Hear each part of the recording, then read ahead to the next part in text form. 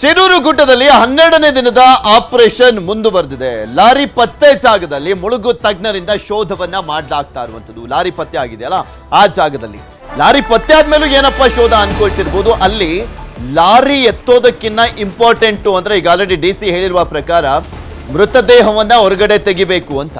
ಅಂದ್ರೆ ಅರ್ಜುನನ ಮೃತದೇಹ ಇದೆಯಾ, ಆತನ ಮೃತದೇಹ ಇದ್ರೆ ಹೊರಗಡೆ ತೆಗೆಯುವಂತ ನಿಟ್ಟಿನಲ್ಲಿ ಫಸ್ಟ್ ಟಾಸ್ಕ್ ಅದೇ ಅವರಿಗೆ ಇರೋದು. ಮುಳುಗು ತಜ್ಞ ಈಶ್ವರ್ ಮಲ್ಪೆ ಟೀಮ್ನಿಂದ ಶೋಧವನ್ನ ಮಾಡಲಾಗ್ತಾ ಇದೆ. ಈಶ್ವರ್ ಮಲ್ಪೆ ಕಾರ್ಯಾಚರಣೆಯ ಎಕ್ಸ್ಕ್ಲೂಸಿವ್ ಆದಂತಹ ದೃಶ್ಯ ನ್ಯೂಸ್ 18ಗೆ ಸಿಕ್ಕಿದೆ. ನದಿಯ ಮಧ್ಯದಲ್ಲಿ ಸ್ಕೂಬಾ ಡೈವ್ ಮಾಡ್ತಾ ಇದೆ ಆ ಟೀಮ್ ಆಪರೇಷನ್. ಮಣ್ಣಿನ ರಾಶಿಯಲ್ಲೇ ಲಾರಿ ಇರುವಂತದ್ರ ಬಗ್ಗೆ ಸುಳಿವು ಕೂಡ ಸಿಕ್ಕಿರುವಂತದ್ದು. ಮಣ್ಣಲ್ಲಿ ರಾಶಿ ಒಂದು ದೊಡ್ಡ ಮಟ್ಟದಲ್ಲಿ ಬಿದ್ದಿತ್ತು, ಅದರಲ್ಲೇನೆ ಲಾರಿ ಕೂಡ ಸಿಕ್ಕಾಕೊಂಡಿರುವಂತದ್ದು. ಈ ಸಂದರ್ಭದಲ್ಲಿ ಆ ಲಾರಿಯಲ್ಲೇ ಅರ್ಜುನ್ ಇದ್ದಾನ ಗೊತ್ತಾಗಬೇಕಾಗಿದೆ. ಲಾರಿ ಇರುವಂತದ್ದು ಈಗ ಆಲ್ರೆಡಿ ಫೈಂಡ್ ಔಟ್ ಮಾಡಲಾಗಿರುವಂತದ್ದು, ಆದ್ರೆ ಅದರಲ್ಲಿ ಅರ್ಜುನ್ ಇದ್ದಾನ ಗೊತ್ತಾಗಬೇಕು. ಲಾರಿ ಪತ್ತೆಗೆ ಮುಳುಗಿ ಕಾರ್ಯಾಚರಣೆಯನ್ನ ಮಾಡಲಾಗ್ತಾ ಇದೆ ಈಶ್ವರ್ ಮಲ್ಪೆ ತಂಡದಿಂದ. ಇಲ್ಲಿ ನಾಟ್ ಓನ್ಲಿ ಅರ್ಜುನ್, ಇನ್ನೂ 3 ಜನ ನಮ್ಮ ಕರ್ನಾಟಕದವರು ನಾಪತ್ತೆ ಆಗಿದ್ದಾರೆ. ಜಗನ್ನಾಥ್ ನಾಪತ್ತೆ ಆಗಿರುವಂತದ್ದು, ಲೋಕೇಶ್ ನಾಪತ್ತೆ ಆಗಿದ್ದಾರೆ, ಮತ್ತೊಬ್ರು ಟೋಟಲಿ 4 ಜನ ನಾಪತ್ತೆ ಆಗಿರುವಂತದ್ದು ಅರ್ಜುನ್ನನ್ನ ಸೇರಿಸಿ. ಆ 4ರು ಕೂಡ ಏನಾದರೂ ಈ ಗಂಗಾವಳಿ ನದಿಯಲ್ಲಿ ಏನಾದರೂ ತೇಲ್ ಹೋಗಿದ್ದಾರಾ, ಏನು ಎತ್ತ, ಇದ್ರ ಬಗ್ಗೆ ನಿರಂತರವಾಗಿ ಕಾರ್ಯಾಚರಣೆಯನ್ನ ಮಾಡಲಾಗ್ತದೆ. ನಾಟ್ ಓನ್ಲಿ ಅರ್ಜುನ್, ಇಲ್ಲಿ ಅರ್ಜುನ್ ಒಬ್ಬನೇ ಅಲ್ಲ, ಟೋಟಲಿ 4 ಜನ ಇದ್ದಾರೆ. ನಮ್ಮ ಕರ್ನಾಟಕದವರು 3 ಜನ ಇರುವಂಥದ್ದು ನಾಪತ್ತೆ ಆಗಿರುವಂಥವ್ರು. ಅವರ ಕುಟುಂಬಸ್ಥರು ಕೂಡ ಕಣ್ಣೀರನ್ನ ಹಾಕ್ತಾ ಇದ್ದಾರೆ. ನಿಮಗೆ ತೋರಿಸ್ತಾ ಇದ್ವಿ ದೃಶ್ಯಾವಳಿಗಳಲ್ಲಿ, ಗಮನಿಸಬಹುದು ಯಾವ ರೀತಿಯಾಗಿ ನಡೀತಾ ಇದೆ ಅಲ್ಲಿ ಕಾರ್ಯಾಚರಣೆ ಅಂತ. ಇನ್ನು ಮುಳುಗು ತಜ್ಞ ಈಶ್ವರ್ ಮಲ್ಪೆ ಟೀಮ್ನ ಎಕ್ಸ್ಕ್ಲೂಸಿವ್ ಆದಂತ ವರದಿ ನ್ಯೂಸ್ 18ಗೆ ಸಿಕ್ಕಿದೆ. ಅದನ್ನ ನಿಮ್ಮ ಮುಂದೆ ಇಡ್ತಾ ಇದೀವಿ ನೋಡಿ. ಶಿರೂರು ಗುಡ್ಡ ಕುಸಿದ ಘಟನೆಗೆ ಇವತ್ತು 12ನೇ ದಿನ. 12ನೇ ದಿನದ ಕಾರ್ಯಾಚರಣೆಗೆ ಇವತ್ತು ಮುಳುಗು ತಜ್ಞ ಈಶ್ವರ್ ಮಲ್ಪೆ ಅವರನ್ನು ಕರೆಸಿ ಈಗಾಗಲೇ ಕಾರ್ಯಾಚರಣೆಗೆ ಇಳಿಸಲಾಗಿರತಕ್ಕಂಥದ್ದು. ಅವರ ಕಾರ್ಯಾಚರಣೆ ಹೇಗಿದೆ ಎನ್ನುವಂಥ ಬಗ್ಗೆ ಎಕ್ಸ್ಕ್ಲೂಸಿವ್ ಆಗಿ ನಾವು ನಿಮಗೆ ಇಲ್ಲಿ ತೋರಿಸ್ತಾ ಇದ್ದೀವಿ. ಈಗ ಲಾರಿ ಎಲ್ಲಿ ಇದೆ ಎನ್ನುವಂಥ ಬಗ್ಗೆ ಏನು ಡಿಟೆಕ್ಟ್ ಆಗಿತ್ತೋ, ತಂತ್ರಜ್ಞರು ಬಂದು ಇದೇ ಜಾಗದಲ್ಲಿ ಲಾರಿ ಇದೆ ಎನ್ನುವಂಥ ಬಗ್ಗೆ ಡಿಟೆಕ್ಟನ್ನು ಮಾಡಿದ್ರು ಡ್ರೋನ್ ಮೂಲಕ. ಅದೇ ಜಾಗದಲ್ಲಿ ಈಗ ಈಶ್ವರ್ ಮಲ್ಪೆ ತಂಡ ಈಗ ಮುಳುಗಿ ಕಾರ್ಯಾಚರಣೆಗೆ ಇಳುತ್ತಿರುವಂಥ ಒಂದು ದೃಶ್ಯವನ್ನು ನಾವು ನಿಮಗೆ ಎಕ್ಸ್ಕ್ಲೂಸಿವ್ ಆಗಿ ತೋರಿಸ್ತಾ ಇದ್ದೀವಿ. ಇದು ಯಾವುದೇ ರೀತಿಯಾದಂಥ ಒಂದು ವಾಹಿನಿಯಲ್ಲಿ ಹೋಗಿಲ್ಲ, ಇದು ನಮ್ಮದೇ ನ್ಯೂಸ್ 18ನಲ್ಲಿ ಗ್ರೌಂಡ್ ರಿಪೋರ್ಟನ್ನು ನಾವು ನಿಮಗೆ ಕೊಡ್ತಾ ಇದ್ದೀವಿ. ಇದು ಎಕ್ಸ್ಕ್ಲೂಸಿವ್ ಆದಂಥ ಒಂದು ಮಾಹಿತಿ. ಯಾಕಂದರೆ ಈಗ ಅಲ್ಲಿ ಈಶ್ವರ್ ಮಲ್ಪೆ ಅವರ ತಂಡ ಯಾವ ರೀತಿ ಕಾರ್ಯಾಚರಣೆ ಮಾಡ್ತಾ ಇದೆ, ಅದೇ ರೀತಿ 2 ದೋಣಿ ಮತ್ತು ಅಲ್ಲಿ ಏನು ಸಿಬ್ಬಂದಿಗಳನ್ನು ಯಾವ ರೀತಿ ಬಳಸ್ಕೊಂಡು ಕಾರ್ಯಾಚರಣೆ ಮಾಡ್ತಾ ಇದೆ ಎನ್ನುವಂಥ ಬಗ್ಗೆ ನಾವು ನಿಮಗೆ ತೋರಿಸ್ತಾ ಇದ್ದೀವಿ. ಈಗ ಇನ್ನೊಂದು ಮಾಹಿತಿ ಏನಂದರೆ, ಗಂಗಾವಳಿ ನದಿ ದಡದಿಂದ 60 ಮೀಟರ್ ದೂರದಲ್ಲಿ ಮಣ್ಣಿನ ರಾಶಿ ಗುಡ್ಡೆಗಳು ಬಿದ್ದಿತ್ತು. ಗುಡ್ಡ ಕುಸಿತದಿಂದ ಅಲ್ಲಿ ಒಂದು ಐಲ್ಯಾಂಡ್ ರೂಪ ನಿರ್ಮಾಣ ಆಗಿತ್ತು. ಅದೇ ಜಾಗದ ಒಂದು 5 ಮೀಟರ್ ಈಚೆಗೆ ಲಾರಿ ಇದೆ ಎನ್ನುವಂಥ ಬಗ್ಗೆ ಡಿಟೆಕ್ಟನ್ನು ಮಾಡಲಾಗಿತ್ತು. ಅದೇ ಜಾಗದಲ್ಲಿ ಈಗ ಮುಳುಗು ತಜ್ಞ ಈಶ್ವರ್ ಮಲ್ಪೆ ಅವರ ತಂಡ ಮುಳುಗಿ ಕಾರ್ಯಾಚರಣೆ ಮಾಡ್ತಾ ಇರುವಂಥ ಒಂದು ಎಕ್ಸ್ಕ್ಲೂಸಿವ್ ದೃಶ್ಯಾವಳಿಯನ್ನು ನಾವು ನಿಮಗಿಲ್ಲಿ ತೋರಿಸ್ತಾ ಇದ್ದೀವಿ. ಅದು ಯಾವ ರೀತಿ ಕಾರ್ಯಾಚರಣೆ ಇಲ್ಲಿ ಮಾಡಲಾಗ್ತಾ ಇದೆ ಎನ್ನುವಂಥ ಬಗ್ಗೆ ಈಗ ಮುಂಜಾನೆ ಈ ಸ್ಥಳಕ್ಕೆ, ಶಿರೂರು ಗುಡ್ಡ ಕುಸಿತದ ಸ್ಥಳಕ್ಕೆ ಆಗಮಿಸಿದಂಥ ಈಶ್ವರ್ ಮಲ್ಪೆ ಅವರು ನ್ಯೂಸ್ 18ಗೆ ಒಂದು ಮಾಹಿತಿಯನ್ನು ನೀಡಿದರು. ಏನಪ್ಪ ಅಂದರೆ, ಇದೊಂದು ಸವಾಲಾಗಿ ಸ್ವೀಕರಿಸ್ತೀವಿ ಈ ಕಾರ್ಯಾಚರಣೆ ಎನ್ನುವಂಥ ಬಗ್ಗೆ. ಈ ಹಿನ್ನೆಲೆಯಲ್ಲಿ ಇವತ್ತು ಈ ಕಾರ್ಯಾಚರಣೆಗೆ ಇಳಿದಿರುವಂಥದ್ದು. ಅದು ಏನೇ ಆಗಿರಲಿ ನಾವು ಏನು ಕಾರ್ಯಾಚರಣೆ ಮಾಡ್ತೀವಿ ಎನ್ನುವಂಥ ಒಂದು ಮಾತನ್ನು ಹೇಳಿದರು. ಆದರೆ ಈಗ ಗಂಗಾವಳಿ ನದಿ ಒಂದು ವೇಗವಾಗಿ ಹರಿತಾ ಇದೆ, 6 ನಾಟಲ್ಲಿ ಹರಿತಾ ಇದೆ. ಈ ಜಾಗದಲ್ಲಿ ಏನು ಮುಳುಗಿ ಕಾರ್ಯಾಚರಣೆ ಮಾಡುವುದು ಸುಲಭವಲ್ಲ ಎನ್ನುವಂಥ ಬಗ್ಗೆ ನಿನ್ನೆ ನೌಕಾನೆಲೆಯವರು ಮಾಹಿತಿಯನ್ನು ಕೊಟ್ಟಿದ್ದರು. ಅದರ ಜೊತೆಗೆ ಇವತ್ತು ಈಗ ಈಶ್ವರ್ ಮಲ್ಪೆ ಅಂದರೆ ಈಜುವಿನಲ್ಲಿ ಪರಿಣಿತ ಹೊಂದಿದ್ದಂಥದ್ದು, ಮುಳುಗಡೆಯಲ್ಲಿ ಏನು ಪರಿಣಿತ ಹೊಂದಿದ್ದಂಥ ಈಶ್ವರ್ ಮಲ್ಪೆ ಅವರನ್ನು ಈ ಜಾಗಕ್ಕೆ ಕರೆತಂದು ಇವತ್ತು ಮುಳುಗಡೆ ಮಾಡಿ ಕಾರ್ಯಾಚರಣೆಯನ್ನು ಮಾಡ್ತಾ ಇರುವಂಥದ್ದು. ಲಾರಿ ಇದೆಯಾ ಇಲ್ವಾ ಅಥವಾ ಅರ್ಜುನ್ ದೇಹ ಅಲ್ಲಿ ಇದೆಯಾ ಇಲ್ವಾ ಎನ್ನುವಂಥ ಬಗ್ಗೆ ಕಾರ್ಯಾಚರಣೆಗೆ ಇಳಿಸಿರುವಂಥದ್ದು. ಒಟ್ಟಾರೆಯಾಗಿ ಏನಪ್ಪ ಅಂದರೆ, ಇವತ್ತು ಈ ಘಟನೆಗೆ ಸಂಬಂಧಪಟ್ಟಂತೆ ಈಶ್ವರ್ ಮಲ್ಪೆ ಅವರನ್ನು ಈ ಕಾರ್ಯಾಚರಣೆಯಲ್ಲಿ ಇಳಿಸಿರುವಂಥದ್ದು ಉತ್ತರ ಕನ್ನಡ ಜಿಲ್ಲಾಡಳಿತ. ಇದು ಫಲ ಕೊಡುತ್ತಾ ಅಥವಾ ಏನು ಎನ್ನುವಂಥದ್ದು ಕಾದು ನೋಡಬೇಕಾಗಿದೆ. ಕ್ಯಾಮ್ರಾ ಪರ್ಸನ್ ರಾಯ್ಡು ಜೊತೆ ದರ್ಶನ್ ನಾಯ್ಕ್, ನ್ಯೂಸ್ 18 ಕಾರವಾರ. ಇನ್ನು ಯಾವ ರೀತಿಯ ಕಾರ್ಯಾಚರಣೆ ನಡೀತಾ ಇದೆ ಇನ್ನು ಈ ಕ್ಷಣದಲ್ಲಿ ಅನ್ನುವಂಥದ್ರ ಬಗ್ಗೆ ಇನ್ನಷ್ಟು ಮಾಹಿತಿಯನ್ನ ಕೊಡ್ತಾ ಹೋಗ್ತಾರೆ. ಸ್ಥಳದಿಂದಲೇ ನೇರ ಸಂಪರ್ಕದಲ್ಲಿ ಜಾಯ್ನ್ ಆಗಿರುವಂತ ನಮ್ಮ ಪ್ರತಿನಿಧಿ ದರ್ಶನ್ ನಾಯ್ಕ್. ಈಗ ಆಲ್ರೆಡಿ ಜಿಲ್ಲಾಧಿಕಾರಿಗಳು ಹೇಳ್ತಾ ಇದ್ರು, ನಮಗೆ ಲಾರಿಯನ್ನ ಹೊರಗಡೆ ತರುವಂತದ್ದಲ್ಲ ಪ್ರಮುಖವಾಗಿರುವಂಥದ್ದು, ನಾವು ಅದನ್ನು ಕೂಡ ಕೆಲಸ ಮಾಡ್ಲಿಕ್ಕೆ ಹೋಗುದಿಲ್ಲ, ಆದ್ರೆ ನಮಗೆ ಇಲ್ಲಿ ಜೀವಗಳು ಇಂಪಾರ್ಟೆಂಟು, ಅಲ್ಲಿ ಏನಾದರೂ ಅರ್ಜುನ್ ದೇಹ ಸಿಕ್ಕರೆ ಅರ್ಜುನನ್ನ ಹೊರಗಡೆ ತರುವಂಥದ್ದು ತುಂಬಾ ಇಂಪಾರ್ಟೆಂಟು ಅಂತ ಹೇಳ್ತಾ ಇದ್ರು. ಆ ಕಾರ್ಯಾಚರಣೆ ಈ ಕ್ಷಣಕ್ಕೆ ಹೇಗೆ ನಡೀತಾ ಇದೆ ಅಲ್ಲಿ? ಪೃಥ್ವಿ, ಈ ಮುಂಜಾನೆ ಇವತ್ತು 12 ದಿನದ ಕಾರ್ಯಾಚರಣೆಗೆ ಈಶ್ವರ್ ಮಲ್ಪೆ ಅವರನ್ನ ಕಾರ್ಯಾಚರಣೆಗೆ ಇಳಿಸಿರತಕ್ಕಂಥದ್ದು ಉತ್ತರ ಕನ್ನಡ ಜಿಲ್ಲಾಡಳಿತ. ಈ ಬಗ್ಗೆ ನ್ಯೂಸ್ 18 ಎಕ್ಸ್ಕ್ಲೂಸಿವ್ ಆದಂಥ ಒಂದು ವರದಿಯೂ ಸಹ ಈಗಾಗಲೇ ನೀಡಿರತಕ್ಕಂಥದ್ದು. ಈಗ ಸಿಕ್ಕಿರುವಂಥ ಒಂದು ಮಾಹಿತಿ ಪ್ರಕಾರ 3 ಬಾರಿ ಅವರು ಮುಳುಗಿ ಮೇಲ್ಗಡೆ ಬಂದಿದ್ದಾರೆ. ಅದರಲ್ಲಿ ಕಲ್ಲು ಬಂಡೆಗಳು ಮಾತ್ರ ಕಾಣ್ತಾ ಇದೆ. ಹೊರಗಡೆ ಯಾವುದೇ ರೀತಿಯಾದಂಥ ಒಂದು ಲಾರಿಯ ಕುರುಹುಗಳು ಏನು ಆ ದಡಕ್ಕೆ ಹೋಗಲು ಆಗ್ತಾ ಇಲ್ಲ ಎನ್ನುವಂಥ ಒಂದು ಮಾಹಿತಿ ಈಗ ನಮಗೆ ಅಲ್ಲಿಂದ ಸಿಕ್ಕಿರುವಂಥದ್ದು. 3 ಬಾರಿ ಇಳಿದು ಏನು ಕಾರ್ಯಾಚರಣೆಯನ್ನು ಮಾಡಿದ್ದಾರೆ. ಇದು ಒಂದು ಭಾಗ ಆದರೆ ಈಗ ಏನು ಲಾರಿ ಆಗಿರ್ಬೋದು, ಲಾರಿಯ ಚಾಲಕ ಅರ್ಜುನ್ ಆಗಿರ್ಬೋದು, ಅದೇ ರೀತಿ ನಮ್ಮ ಅಂಕೋಲಾ ತಾಲೂಕಿನ ಲೋಕೇಶ್ ಆಗಿರ್ಬೋದು, ಅದೇ ರೀತಿ ಜಗನ್ನಾಥ್ ಅವರ ಮೃತದೇಹಕ್ಕೂ ಸಹ ಸಾಕಷ್ಟು ಶೋಧ ಕಾರ್ಯ ಈಗ ನಡೀತಿರುವಂಥದ್ದು. ಈಗ ಡ್ರೋನ್ ಡಿಟೆಕ್ಟರ್ ತಂತ್ರಜ್ಞಾನರು ಏನು ಮಾಹಿತಿ ಕೊಟ್ಟಿದ್ರಲ್ಲ, ಅದೇ ಜಾಗದಲ್ಲಿ ಈಗ ಈಶ್ವರ್ ಮಲ್ಪೆ ಅವರನ್ನು ಕೆಳಗಿಳಿಸಿ ಈಗ ಕಾರ್ಯಾಚರಣೆ ಏನು ಮುಂಜಾನೆಯಿಂದಲೇ ಸಾಗಿರುವಂಥದ್ದು. ಅದರ ಜೊತೆಗೆ ಗಂಗಾವಳಿ ನದಿ ದಡದಲ್ಲಿ ಏನು ಹೋಟೆಲ್ ಇತ್ತೋ, ಹೋಟೆಲ್ ಭಾಗದಲ್ಲಿ ಕಳೆದ 2 ದಿನದ ಹಿಂದೆ ಸಾಕಷ್ಟು ಅವಶೇಷಗಳು ಸಿಕ್ಕಿದ್ವು. ಅಲ್ಲೇನಾದರೂ ಮೃತದೇಹಗಳು ಇವೆಯಾ ಎನ್ನುವಂಥ ಬಗ್ಗೆ ಪೋಕ್ಲೈನ್ ಮೂಲಕ ಮಣ್ಣನ್ನು ಅಗೆಯುವಂಥ ಒಂದು ಕೆಲಸವೂ ಸಹಿತ ನಡೀತಾ ಇದೆ. ಒಟ್ಟು 12ನೇ ದಿನದ ಈ ಕಾರ್ಯಾಚರಣೆ ಬರದಿಂದ ಸಾಗಿರುವಂಥದ್ದು. ಆದರೆ ದೇವರು ಫಲ ಕೊಡ್ತಾ ಇಲ್ಲ ಎನ್ನುವಂಥ ಬಗ್ಗೆ ಏನು ಶಾಸಕ ಸತೀಶ್ ರವರು ಬೇಸರ ವ್ಯಕ್ತಪಡಿಸಿದ್ದಾರೆ. ಅದೇ ರೀತಿ ಕೇರಳದ ಮಂಜೇಶ್ವರಂ ಶಾಸಕರಾಗಿರ್ತಕ್ಕಂಥ ಅಶ್ರಫ್ ಅವರು ಸಹಿತ ಬೇಸರವನ್ನು ವ್ಯಕ್ತಪಡಿಸಿದರು. ಯಾಕಂದರೆ ಕಳೆದ 12 ದಿನದಿಂದ ಸಾಕಷ್ಟು ಏನು ಹೊಸ ತಂತ್ರಜ್ಞಾನಗಳನ್ನು ಬಳಕೆ ಮಾಡಿ ಕಾರ್ಯಾಚರಣೆಯನ್ನು ಮಾಡಲಾಗ್ತಾ ಇದೆ. ಆದರೆ ಇದುವರೆಗೂ ಸಹಿತ ಅವರು ಸಿಗ್ತಾ ಇಲ್ಲ. ಏನು ಡಿಟೆಕ್ಟ್ ಮಾತ್ರ ಆಗಿದೆ, ಸುಳಿವು ಮಾತ್ರ ಸಿಗ್ತಾ ಇದೆ, ಆದರೆ ಅದನ್ನು ಮೇಲೆತ್ತಲಿಕ್ಕೆ ಆಗ್ತಾ ಇಲ್ಲ, ಮೃತದೇಹಗಳು ಸಿಗ್ತಾ ಇಲ್ಲ. ಇದರಿಂದ ಸಾಕಷ್ಟು ಸಮಸ್ಯೆ ಆಗ್ತಾ ಇದೆ. ಎಷ್ಟು ದಿನ ಅಂತ ನಾವು ಕಾಯೋದು ಎನ್ನುವಂಥ ಬಗ್ಗೆ ಸಾಕಷ್ಟು ಬೇಸರವನ್ನು ವ್ಯಕ್ತಪಡಿಸಿದರು ನಿನ್ನೆ. ಇವತ್ತು ಈ ಕಾರ್ಯಾಚರಣೆ ಮುಗಿದ ಬಳಿಕ ಮತ್ತೆ ಮಾಧ್ಯಮಕ್ಕೆ ಸಿಗಲಿದ್ದಾರೆ. ಈ ಕಾರ್ಯಾಚರಣೆ ಇವತ್ತಿನ ಕಾರ್ಯಾಚರಣೆ ಹೇಗಿದೆ ಎನ್ನುವಂಥ ಬಗ್ಗೆಯೂ ಸಹಿತ ಒಂದು ಮಾಹಿತಿಯನ್ನು ನೀಡಲಿದ್ದಾರೆ. ಪೃಥ್ವಿ, ಓಕೆ, ಧನ್ಯವಾದ ದರ್ಶನ್ ನಿಮ್ಮೆಲ್ಲ ಮಾಹಿತಿಗಾಗಿ. ಇನ್ನು ಕಾರವಾರದಲ್ಲಿ 12ನೇ ದಿನಕ್ಕೆ ಕಾರ್ಯಾಚರಣೆ ಕಾಲಿಟ್ಟರು ಕೂಡ ಒಂದು ಅರ್ಜುನ್ ಹುಡುಕಾಟ ಯಾವ ರೀತಿಯಾಗಿ ನಡೀತಾ ಇದೆ, ಅದೇ ರೀತಿಯಾಗಿ ಜಗನ್ನಾಥ್ ಅನ್ನುವಂಥ ವ್ಯಕ್ತಿಯ ಹುಡುಕಾಟ ಕೂಡ ನಡೀತಾ ಇದೆ. ಅವರ ಮೃತದೇಹ ಕೂಡ ಇನ್ನೂ ಸಿಕ್ಕಿಲ್ಲ. ಜಗನ್ನಾಥ್ ಮೃತದೇಹ ಸಿಗದೇ ಇದ್ದರಿಂದ ಕುಟುಂಬದವರು ಕಂಗಾಲಾಗಿದ್ದಾರೆ. ಶಿರೂರಿನಲ್ಲಿ ತನ್ನ ಭಾವನಾ ಹೋಟೆಲ್ನಲ್ಲಿ ಜಗನ್ನಾಥ್ ಕೆಲಸವನ್ನು ಮಾಡ್ತಾ ಇದ್ದ. ಆದರೆ ಗುಡ್ಡ ಕುಸಿತದಲ್ಲಿ ಜಗನ್ನಾಥ್ ನಾಪತ್ತೆ ಆಗಿರುವಂಥ ಶಂಕೆ ವ್ಯಕ್ತವಾಗಿದೆ. ಪತಿಗಾಗಿ ಪತ್ನಿ ಬೇಬಿ ಕಣ್ಣೀರನ್ನ ಹಾಕ್ತಾ ಇದ್ದಾರೆ. ಅವರ ಕುಟುಂಬದವರು ಕೂಡ ಪ್ರತಿನಿತ್ಯ ಈಗ ಕಣ್ಣೀರಲ್ಲಿ ಕಾಲವನ್ನು ದೂಡುವಂಥ ಪರಿಸ್ಥಿತಿ ನಿರ್ಮಾಣವಾಗಿದೆ.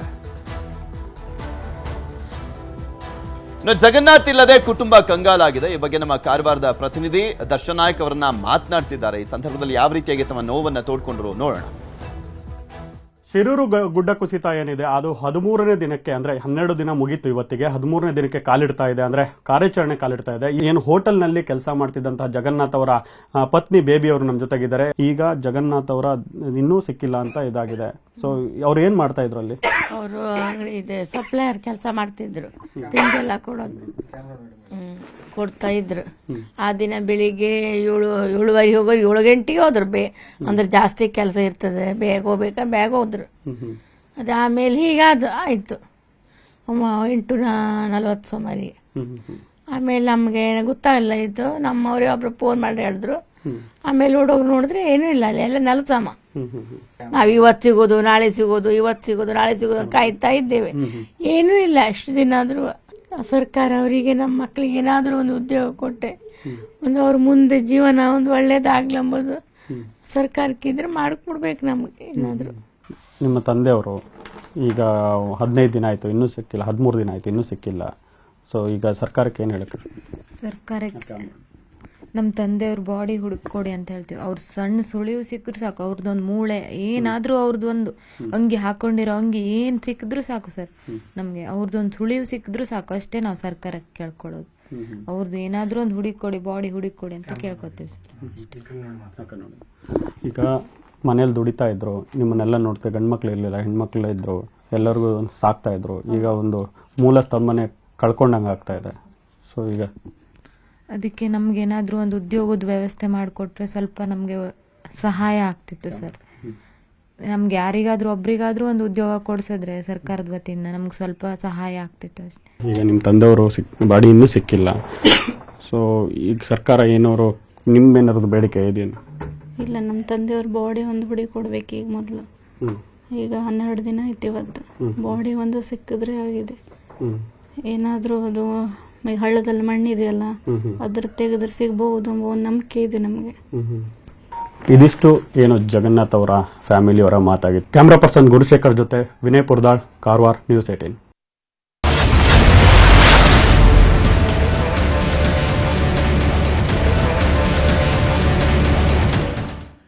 ಬಾಗಲಕೋಟೆಯಲ್ಲಿ ಕೃಷ್ಣಾ ನದಿಯಲ್ಲಿ ಹೆಚ್ಚಿನ ನೀರು ಹರಿವು ಇರುವಂಥದ್ದು.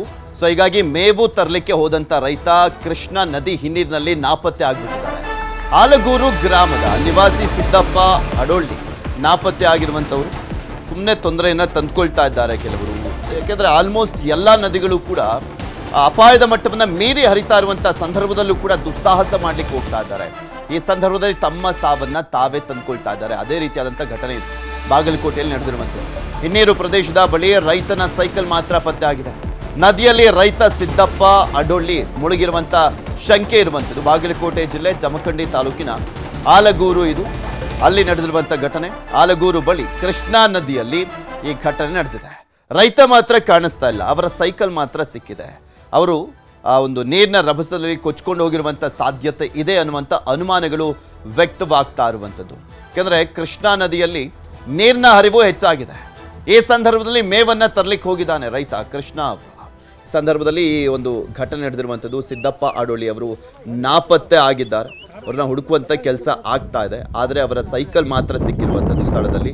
ಸೊ ಹೀಗಾಗಿ ಅಲ್ಲಿರುವಂಥವರ ಎಲ್ಲರ ಶಂಕೆ ಅಂದರೆ ಅವರು ಈ ನೀರಲ್ಲಿ ಕೊಚ್ಕೊಂಡು ಹೋಗಿದ್ದಾರೆ, ಮುಳುಗಿದ್ದಾರೆ ಎನ್ನುವಂಥದ್ರ ಬಗ್ಗೆ ಅನುಮಾನ ವ್ಯಕ್ತಪಡಿಸಲಾಗ್ತದೆ. ಇದ್ರ ಬಗ್ಗೆ ಇನ್ನಷ್ಟು ಮಾಹಿತಿಯನ್ನು ಕೊಡ್ತಾ ಹೋಗ್ತಾರೆ ನಮ್ಮ ಬಾಗಲಕೋಟೆಯ ಪ್ರತಿನಿಧಿ ಮಂಜುನಾಥ್. ನಮ್ಮ ಜೊತೆ ದೂರವಾಣಿ ಸಂಪರ್ಕದಲ್ಲಿ ಜಾಯ್ನ್ ಆಗಿದ್ದಾರೆ. ಮಂಜುನಾಥ್, ಏನಾದರೂ ಸುಳಿವು ಸಿಗ್ತಾ ಸಿದ್ದಪ್ಪ ಅವ್ರ ಬಗ್ಗೆ ಏನಾಗಿರ್ಬೋದು ಅನ್ನುವಂಥದ್ರ ಬಗ್ಗೆ ಶಂಕೆಯನ್ನು ವ್ಯಕ್ತಪಡಿಸಲಾಗ್ತಾ ಇದೆ? ಪೃಥ್ವಿರಾಜ್, ನಿನ್ನೆ ಸಾಯಂಕಾಲ 5 ಗಂಟೆ ಸುಮಾರಿಗೆ ಈ ಸಿದ್ದಪ್ಪ ಎನ್ನುವಂತಹ ರೈತ ಮೇವು ತರೋಕೆ ಹೋಗುವಂತಹ ಸಂದರ್ಭದಲ್ಲಿ ಕೃಷ್ಣಾ ನದಿಯಲ್ಲಿ ಕೊಚ್ಚಿ ಹೋಗಿದ್ದಾರೆ ಅನ್ನುವಂತಹ ಒಂದು ಶಂಕೆ ವ್ಯಕ್ತ ಆಗಿದೆ. ಇದಕ್ಕೆ ಪ್ರಮುಖ ಕಾರಣ ಏನಂತಂದ್ರೆ, ಜಮಖಂಡಿ ತಾಲೂಕಿನ ಆಲ್ಗೂರು ಗ್ರಾಮದ ನಿವಾಸಿಯಾಗಿರುವಂತಹ ಸಿದ್ದಪ್ಪ ಅವರಿಗೆ ನಡುಗಡ್ಡೆ ಪ್ರದೇಶದಲ್ಲಿ ಜಮೀನು ಇರುತ್ತೆ. ಸಾಮಾನ್ಯವಾಗಿ ಆ ನಡುಗಡ್ಡೆ ಪ್ರದೇಶದಲ್ಲಿ ತೋಟದ ಮನೆಗಳು ಕೂಡ ಇರುವಂತದ್ದು.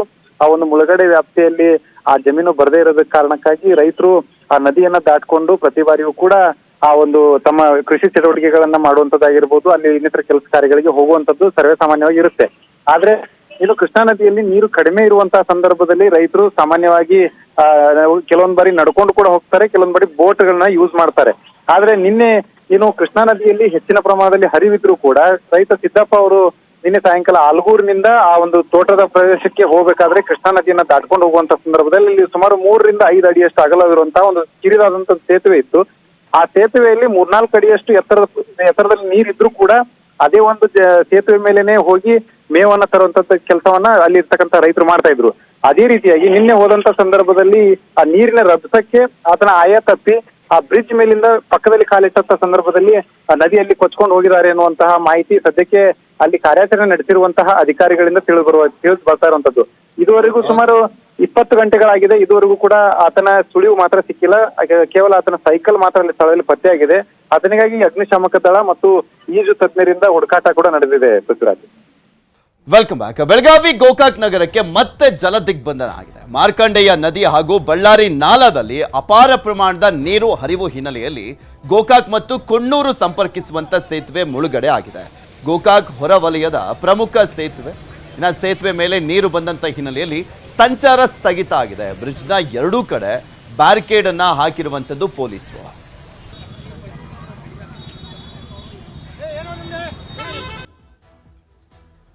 ಇನ್ನು ಪ್ರವಾಹ ಸ್ಥಳದಿಂದ ನಮ್ಮ ಪ್ರತಿನಿಧಿ ಅಲ್ಲೊಂದು ಪ್ರತ್ಯಕ್ಷ ವರದಿಯನ್ನ ಕೊಟ್ಟಿದ್ದಾರೆ. ಚಂದ್ರಕಾಂತ್ ಸುಗಂಧಿ, ನೋಡ್ಕೊಂಬರೋಣ. ಘಟ್ಟ ಮತ್ತು ಬೆಳಗಾವಿ ಜಿಲ್ಲೆಯಲ್ಲಿ ವ್ಯಾಪಕ ಮಳೆ ಹಿನ್ನೆಲೆಯಲ್ಲಿ ಗೋಕಾಕ್ ನಗರಕ್ಕೆ ಈಗ ಜಲದಿಗ್ಬಂಧನ ಆರಂಭವಾಗಿರ್ತಕ್ಕಂಥದ್ದು. ಗೋಕಾಕ್ನಿಂದ ಕೊಣ್ಣೂರು ಸಂಪರ್ಕಿಸುವ ಸೇತುವೆ ಈಗ ಜಲಾವೃತಗೊಂಡಿವೆ. ಸೇತುವೆ ಮೇಲೆ ನೀರು ಬಂದಿದ್ದರಿಂದ ಈಗ ಜನರನ್ನ ಸುರಕ್ಷಿತ ದೃಷ್ಟಿಯಿಂದ ತಡೆಯಲಾಗಿದೆ. ಪ್ರಮುಖವಾಗಿ ಏನು ಗೋಕಾಕ್ನಲ್ಲಿ 2 ಸೇತುವೆಗಳು ಬರ್ತವೆ. ಒಂದು ಕೊಣ್ಣೂರು ಸೇತುವೆ, ಮತ್ತೊಂದು ಕಡೆ ನಿಪ್ಪಾಣಿ ಧಾರವಾಡ ಸಂಪರ್ಕಿಸುವ ಲೋಳ್ಸೂರು ಸೇತುವೆ. ಈ 2 ಸೇತುವೆಗಳು ಸದ್ಯ ಜಲಾವೃತಗೊಂಡಿದ್ದು ಗೋಕಾಕ್ ನಗರದ 200ಕ್ಕೂ ಹೆಚ್ಚು ಮನೆಗಳು ಮತ್ತು 50ಕ್ಕೂ ಹೆಚ್ಚು ಅಂಗಡಿ ಮುಂಗಟ್ಟುಗಳಿಗೆ ಈಗ ನೀರು ಆವರಿಸಿರ್ತಕ್ಕಂಥದ್ದು ನೋಡ್ಬೋದು.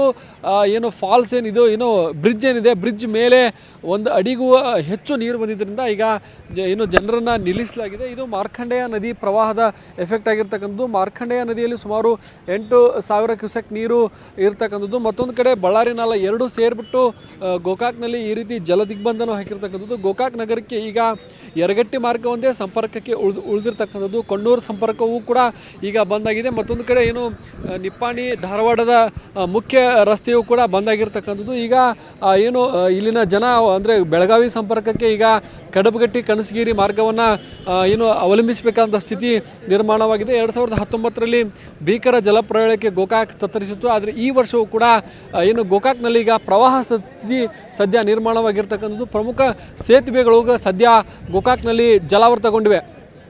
ಕ್ಯಾಮರಾಮನ್ ರವಿ ಜೊತೆ ಚಂದ್ರಕಾಂತ್ ಸುಗಂಧಿ, ನ್ಯೂಸ್ 18 ಕನ್ನಡ, ಬೆಳಗಾವಿ. ಬೆಳಗಾವಿ ಜಿಲ್ಲೆಯ ನಿಪ್ಪಾಣಿ ತಾಲೂಕಿನ ಹುನ್ನರಗಿ ಗ್ರಾಮದಲ್ಲೂ ಕೂಡ ಪ್ರವಾಹದ ಪರಿಸ್ಥಿತಿ ನಿರ್ಮಾಣವಾಗಿದೆ. ವೇದಗಂಗಾ ನದಿಯ ಅಬ್ಬರಕ್ಕೆ 50ಕ್ಕೂ ಹೆಚ್ಚು ಮನೆಗಳಿಗೆ ನೀರು ನುಗ್ಗಿರುವಂಥದ್ದು. ಹುನ್ನರಗಿ ಗ್ರಾಮಕ್ಕೆ ನುಗ್ಗಿರುವಂಥ ವೇದಗಂಗಾ ನದಿಯ ನೀರು ಗ್ರಾಮದಲ್ಲಿ ಪ್ರವಾಹದ ಪರಿಸ್ಥಿತಿ ನಿರ್ಮಾಣವಾಗಿದೆ. ಸೊ ಹೀಗಾಗಿ ಕಾಳಜಿ ಕೇಂದ್ರವನ್ನು ಸ್ಥಾಪನೆ ಮಾಡಲಾಗಿದೆ. ನದಿಯ ಹಿನ್ನೀರಿನಿಂದಾಗಿ ತಗ್ಗು ಪ್ರದೇಶದ 50ಕ್ಕೂ ಹೆಚ್ಚು ಮನೆಗಳಿಗೆ ನೀರು ನುಗ್ಗಿದೆ. 50 ಕುಟುಂಬಗಳಿಗೆ ಗ್ರಾಮದ ಸರ್ಕಾರಿ ಶಾಲೆಯಲ್ಲಿ ಆಶ್ರಯವನ್ನು ಕೊಡಲಾಗಿದೆ. ಕಾಳಜಿ ಕೇಂದ್ರ ಸ್ಥಾಪಿಸಿ ಸಂತ್ರಸ್ತರಿಗೆ ಜಿಲ್ಲಾಡಳಿತ ವ್ಯವಸ್ಥೆಯನ್ನು ಮಾಡಿದೆ. ಇನ್ನು ಈ ಕುರಿತು ನಮ್ಮ ಬೆಳಗಾವಿಯ ಪ್ರತಿನಿಧಿ ಅಲ್ಲೊಂದು ಪ್ರತ್ಯಕ್ಷ ವರದಿಯನ್ನು ಕೊಟ್ಟಿದ್ದಾರೆ, ನೋಡ್ಕೊಂಬೋಣ. ಬೆಳಗಾವಿ ಸೇರಿದಂತೆ ಮಹಾರಾಷ್ಟ್ರ ಹಾಗೂ ಪಶ್ಚಿಮ ಘಟ್ಟಗಳಲ್ಲಿ ಕಳೆದ 20 ದಿನಗಳಿಂದ ಬಿಟ್ಟು ಬಿಡದೆ ಮಳೆ ಸುರಿತಾ ಇದೆ. ಪರಿಣಾಮವಾಗಿ ಈಗ ರಾಜ್ಯಕ್ಕೆ ಅಪಾರ ಪ್ರಮಾಣದ ನೀರು ಹರಿದು ಬರ್ತಾ ಇದೆ.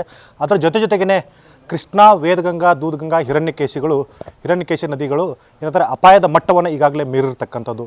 ಅದರ ಜೊತೆಗೇ ಈಗಾಗಲೇ ಏನಿವತ್ತು ಅಪಾರ ಪ್ರಮಾಣದ ನೀರು ಬರ್ತಾ ಇದೆ. ಅದರಿಂದಾಗಿ ಈಗ ವೇದಗಂಗಾ ನದಿ ದಡ ಆಗಿರ್ಬೋದು, ಹಾಗೆ ಹಿರಣ್ಯಕೇಶಿ ನದಿ ದಡ ಆಗಿರ್ಬೋದು, ಕೃಷ್ಣಾ ನದಿ ದಡದಲ್ಲೇ ಆಗಿರ್ಬೋದು, ಒಂದು ರೀತಿ ಪ್ರವಾಹದ ಪರಿಸ್ಥಿತಿ ನಿರ್ಮಾಣ ಆಗಿರತಕ್ಕಂಥದ್ದು. ಸೊ ನಾನು ನಿಮಗೆ ತೋರಿಸ್ಕೊಂಡು ಹೋಗ್ತೀನಿ ಯಾವ ರೀತಿ ಇವತ್ತು ನದಿ ತನ್ನ ಪಾತ್ರವನ್ನು ಬಿಟ್ಟು ಹೊರಗಡೆ ಬಂದಿದೆ ಅಂತಂದರೆ ಅದು ಏನೆಲ್ಲ ಆಹುತಿಯನ್ನು ಪಡೆದಿದೆ ಅಂತೇಳಿ ನೀವು ದೃಶ್ಯಗಳಲ್ಲಿ ನೋಡ್ಬೋದಾಗುತ್ತೆ. ಈ ಒಂದು ದೃಶ್ಯಗಳು ಬಂದುಬಿಟ್ಟು ಬೆಳಗಾವಿ ಜಿಲ್ಲೆಯ ನಿಪ್ಪಾಣಿ ತಾಲೂಕಿನ ಹುನ್ನರಗಿ ಅನ್ನುವಂಥ ಗ್ರಾಮ. ಈ ಒಂದು ಗ್ರಾಮ ಪಕ್ಕದಲ್ಲೇ ಏನಂತಂದರೆ ಸುಮಾರು 2 ಕಿಲೋಮೀಟರ್ ಆಚೆ ಏನಂತಂದರೆ ವೇದಗಂಗಾ ನದಿ ಹಾದು ಹೋಗುತ್ತೆ. ವೇದಗಂಗಾ ನದಿಗೆ ಏನಿವತ್ತು ಸುಮಾರು 30,000ಕ್ಕೂ ಹೆಚ್ಚು ಕ್ಯೂಸೆಕ್ಸ್ ನೀರು ಒಳಹರಿವಿನ ಬರ್ತಾ ಇದೆ. ಅದರ ಪರಿಣಾಮವಾಗಿ ಈಗ ನದಿ ಪಾತ್ರ ಬಿಟ್ಟು ಸಂಪೂರ್ಣವಾಗಿ ಹೊರಗಡೆ ಬಂದಿರತಕ್ಕಂಥದ್ದು. ಸೊ ನಾವು ದೃಶ್ಯಗಳು ನೋಡ್ಬೋದಾಗತ್ತೆ ಯಾವ ರೀತಿ ಇವತ್ತು ಗದ್ದೆಗಳಾಗಿರ್ಬೋದು, ಏನಿವತ್ತು ಬೆಳೆಗಳಾಗಿರ್ಬೋದು ಎಲ್ಲವೂ ಕೂಡ ಈಗ ನೀರಿಗೆ ಆಹುತಿ ಆಗಿರ್ತಕ್ಕಂಥದ್ದು. ಅದರ ಜೊತೆಗೇ ಇದೇ ಒಂದು ಗ್ರಾಮದಲ್ಲಿ ಏನಂತಂದರೆ ಸುಮಾರು 50ಕ್ಕೂ ಹೆಚ್ಚು ಮನೆಗಳಿಗೂ ಈಗಾಗಲೇ ನೀರು ನುಗ್ಗಿರ್ತಕ್ಕಂಥದ್ದು. ನಿನ್ನೆ ಜಿಲ್ಲಾಡಳಿತ ಎಲ್ಲ ಮನೆಗಳನ್ನು ಕೂಡ ಖಾಲಿ ಮಾಡಿಸಿತ್ತು. ರಾತ್ರಿ ಕಳೆದು ಬೆಳಗಾಗುವಷ್ಟೊತ್ತಿಗಾಗಲೇ ಈಗ ಮನೆಯಲ್ಲಿ 4 ಅಡಿ ಅಷ್ಟು ನೀರು ನಿಂತಿರ್ತಕ್ಕಂಥದ್ದು. ನಾವು ದೃಶ್ಯಗಳು ನೋಡ್ಬೋದಾಗುತ್ತೆ ಯಾವ ರೀತಿ ಇವತ್ತು ನದಿ ತನ್ನ ಪಾತ್ರವನ್ನು ಬಿಟ್ಟು ಹೊರಗಡೆ ಬಂದ ಪರಿಣಾಮವಾಗಿ ಇವತ್ತು ತಗ್ಗು ಪ್ರದೇಶದಲ್ಲಿ ಇರತಕ್ಕಂಥ ಮನೆಗಳಿಗೆ ಇವತ್ತು ಹಾನಿಯನ್ನು ಮಾಡಿರ್ತಕ್ಕಂಥದ್ದು. ಈಗಾಗಲೇ 50 ಕುಟುಂಬಗಳನ್ನು ಏನಂತಂದರೆ ಒಂದು ಕಾಳಜಿ ಕೇಂದ್ರದಲ್ಲಿಟ್ಟು ಅವರಿಗೆ ಒಂದು ಆರೈಕೆಯನ್ನು ಮಾಡ್ತಾ ಇರುವಂಥ ಜಿಲ್ಲಾಡಳಿತ ಇನ್ನೂ 30ಕ್ಕೂ ಹೆಚ್ಚು ಕುಟುಂಬಗಳಿಗೆ ಏನಂತಂದರೆ ಅವ್ರನ್ನ ಇಲ್ಲಿಂದ ತೆಗೆದುಕೊಂಡು ಹೋಗೋದಕ್ಕೆ ನಿರ್ಧಾರ ಮಾಡಿರ್ತಕ್ಕಂಥದ್ದು. ಯಾಕಂತಂದರೆ ಮಹಾರಾಷ್ಟ್ರದಲ್ಲಿ ಈಗಲೂ ಕೂಡ ಏನಂತಂದರೆ ಮಳೆ ಪ್ರಮಾಣ ಕಡಿಮೆ ಆಗಿಲ್ಲ, ನಿರಂತರವಾಗಿ ಮಳೆ ಆಗ್ತಾನೆ ಇದೆ. ಬರೋ 3 ದಿನಗಳವರೆಗೂ ಕೂಡ ಏನಂತಂದರೆ ಬೆಳಗಾವಿ ಸೇರಿದಂತೆ ಘಟ್ಟ ಪ್ರದೇಶಗಳಲ್ಲಿ ಇವತ್ತು ಆರೆಂಜ್ ಅಲರ್ಟನ್ನು ಘೋಷಣೆ ಮಾಡಿರ್ತಕ್ಕಂಥದ್ದು. ಆ ಹಿನ್ನೆಲೆಯಲ್ಲಿ ಇನ್ನೂ ಕೂಡ ಹೆಚ್ಚಿನ ನೀರು ಬರುವಂಥ ಸಾಧ್ಯತೆ ಇರುವಂಥ ಹಿನ್ನೆಲೆಯಲ್ಲಿ ಈಗ ಜಿಲ್ಲಾಡಳಿತ ಅಲರ್ಟನ್ನು ಕೊಟ್ಟಿರ್ತಕ್ಕಂಥದ್ದು. ಸೊ ಜಿಲ್ಲಾಡಳಿತ ಮನವಿ ಕೂಡ ಮಾಡಿದೆ. ಏನಂತಂದರೆ ಏನಿವತ್ತು ಜಿಲ್ಲಾಡಳಿತದಿಂದ ಕೊಡ್ತಕ್ಕಂಥ ಅಲರ್ಟ್ಗಳಿಗೆ ಜನಸಾಮಾನ್ಯರು ನದಿ ತೀರದಲ್ಲಿರ್ತಕ್ಕಂಥ ಜನರು ಸ್ಪಂದನೆ ಮಾಡಬೇಕು ಅನ್ನುವಂಥ ಮನವಿಯನ್ನು ಮಾಡಿದ್ದಾರೆ ಅಂತಲೇ ಹೇಳ್ಬೋದು. ಲೋಹಿತ್, ನ್ಯೂಸ್ 18, ಚಿಕ್ಕೋಡಿ. ಇದು ಪ್ರತಿಯೊಬ್ಬರು ಕೂಡ ಎಚ್ಚೆತ್ತುಕೊಳ್ಳಬೇಕಾಗಿರುವಂಥ ಸಮಯ. ದಿನೇ ದಿನೇ ಏರ್ತಾ ಇರುವಂಥ ತಾಪಮಾನದಲ್ಲಿ ಬದುಕು ಬೆಂದು ಹೋಗ್ತಾ ಇರ್ತಾರೆ. ಅಸಮತೋಲಿತ ವಾತಾವರಣ, ಅಕಾಲಿಕ ಮಳೆ, ಸೊರಗ್ತಾ ಇರುವಂಥ ಜೀವಜಲ, ಹೀಗೆ ಪರಿಸರದ ಪರದಾಟಗಳು 1-2 ಈ ಎಲ್ಲ ಸವಾಲುಗಳ ಮೇಲೆ ಬೆಳಕನ್ನು ಚೆಲ್ಲಿ ಸವಾಲುಗಳಿಗೆ ಪರಿಹಾರಗಳನ್ನು ಮನವರಿಕೆ ಮಾಡಿಕೊಡುವಂಥ ಪ್ರಯತ್ನಕ್ಕಿಳಿದಿದೆ ನಿಮ್ಮ ನ್ಯೂಸ್ 18. ನಿಮ್ಮ ನ್ಯೂಸ್ 18ನ ಒಂಟ್ರಿ ಅಭಿಯಾನಕ್ಕೆ ಭಾರಿ ಮೆಚ್ಚುಗೆ ವ್ಯಕ್ತವಾಗ್ತಾ ಇದೆ. मैं समझता हूँ कि ये सबसे अच्छा अभियान है, सबसे पर्पसफुल अभियान है, सबसे देश के लिए इस वक्त जो एक बहुत दर्दनाक स्थिति है पेड़ों की कमी, उसको पूरा करने की तरफ एक ही है. ये जो है क्लाइमेट चेंज जगह जगह आगे जो लग रहे हैं और तमाशे हो रहे हैं, उसके लिए ये सबसे अच्छा अभियान है. और ये अभियान का जो जोर है वो पूरे देश में फैलना चाहिए, सब लोगों में, कोई छूटना नहीं चाहिए. आपने जितने पेड़ आज लगाए हैं ना यहाँ पे, इससे आप अपनी ऑफिस के 5-6 एयर कंडीशनर निकाल सकते हैं. अपने आप टेम्परेचर इतना डाउन हो जाएगा। ज़िंदा रहने के लिए सबसे बेसिक चीज़ है सांस लेना। अगर हवा इतनी पोल्यूशन लेवल आपको पता है क्या है, उसमें आपको ये ही आपको ऑक्सीजन देंगे जिससे आप ज़िंदा रह सकते हैं। ಕರುನಾಡಿನ ಸಿರಿ ಸೌಂದರ್ಯದ ಸೊಬಗನ್ನ ಸಂಭ್ರಮಿಸುವಂತಹ ಹಬ್ಬ ಇದು ನ್ಯೂಸ್ 18ನ ಕರುನಾಡ ಹಬ್ಬ. ಭರ್ಜರಿ ಮನರಂಜನೆಯೊಂದಿಗೆ ಹಸಿವನ್ನ ತಣಿಸಲಿಕ್ಕೆ ಆಹಾರ ಮೇಳವೂ ಕೂಡ ಇದೆ. ದಾವಣಗೆರೆ ಹೈಸ್ಕೂಲ್ ಮೈದಾನದಲ್ಲಿ ನ್ಯೂಸ್ 18 ಕರುನಾಡ ಹಬ್ಬಕ್ಕೆ ಅದ್ದೂರಿ ಚಾಲನೆ ಸಿಕ್ಕಿದೆ. ಇಂದು ಹಾಗೂ ನಾಳೆ ಕರುನಾಡ ಹಬ್ಬ ನಡೆಯಲಿದೆ. ಪ್ರವೇಶ ಉಚಿತವಾಗಿದೆ. ನೀವು ಬನ್ನಿ, ನಿಮ್ಮವರನ್ನ ಕರೆತನ್ನಿ, ಪಾಲ್ಗೊಂಡು ಎಂಜಾಯ್ ಮಾಡಿ.